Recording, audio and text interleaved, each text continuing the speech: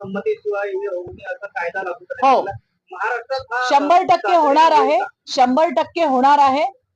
याचं संज्ञान, याची माहिती मी सन्माननीय मुख्यमंत्र्यांना दिलेली आहे आणि त्यांनी सुद्धा याचा कॉग्निझन्स घेतलेला आहे.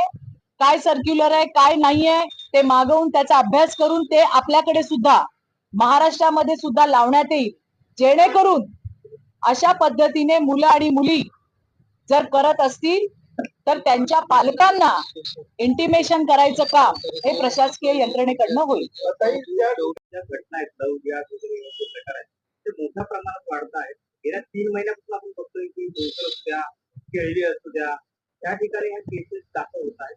नेमकं गृह मंत्रालयाच्या त्यावरती काही कारवाई करण्यात येईल?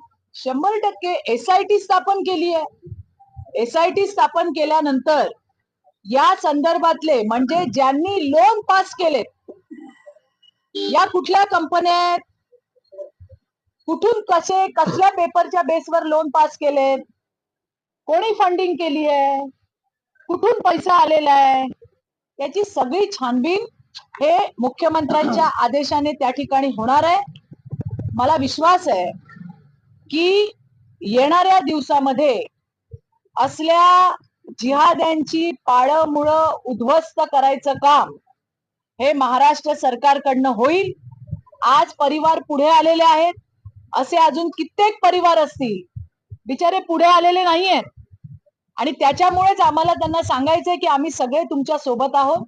ही लढाई एका परिवाराची नाही, ही लढाई आपल्या सगळ्यांची आहे आणि त्यामुळे या लढाईमध्ये पुन्हा आणखीन महिलांचे मुलींचे बळी जाऊ नये यासाठी SIT स्थापन केलेली आहे आणि लवकरच याच्यावरती काम सुरुवात होईल.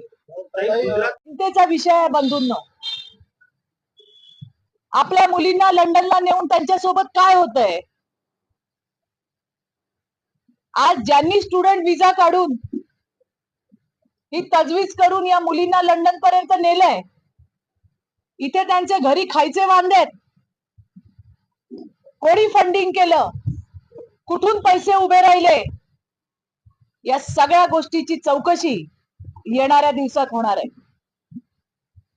आज मी माननीय मुख्यमंत्री देवेंद्रजी फडणवीस यांचे आभार मानते की त्यांनी या घटना त्यांच्या समोर आल्यानंतर तात्काळ याची दखल घेत या प्रकरणांच्या सखोल चौकशीसाठी SIT नेमण्याचे आदेश दिलेले आहेत.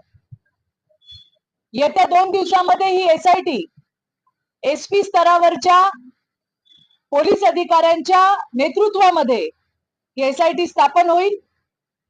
कुठली कंपनी आहे, कोणी पैसे दिले, याची सगळी कागदपत्र जी परिवाराकडनं मला मिळाली, ही सगळी कागदपत्र मी सन्माननीय मुख्यमंत्र्यांना दिलेली आहे.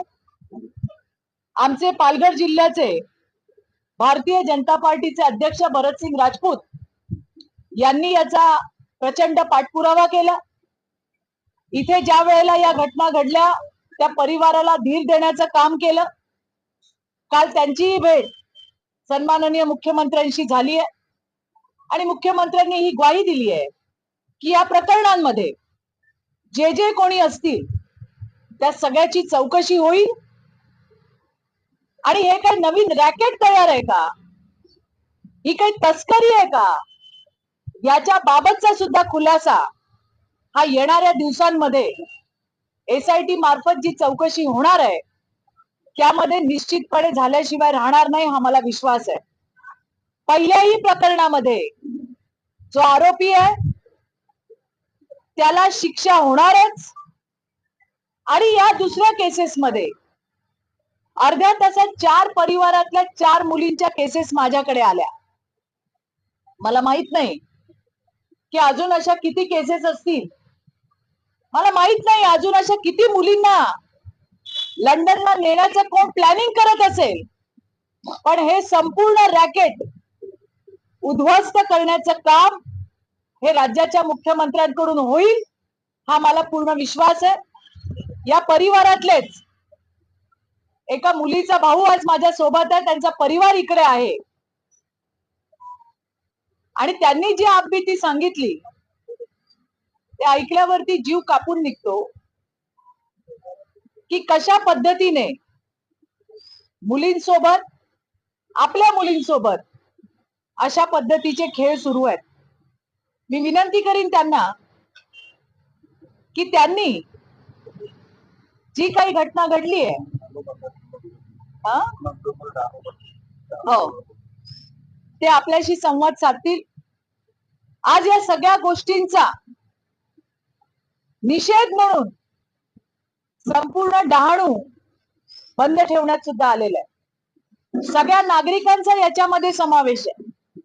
उत्स्फूर्तपणे लोकांनी आज बंद ठेवलेला आहे की ही जी कीड आहे ती पूर्णपणे उद्ध्वस्त केल्याशिवाय आम्ही कोणीच स्वस्थ बसणार नाही. मी त्यांना विनंती करते की त्यांनी आपल्याशी संवाद साधावा.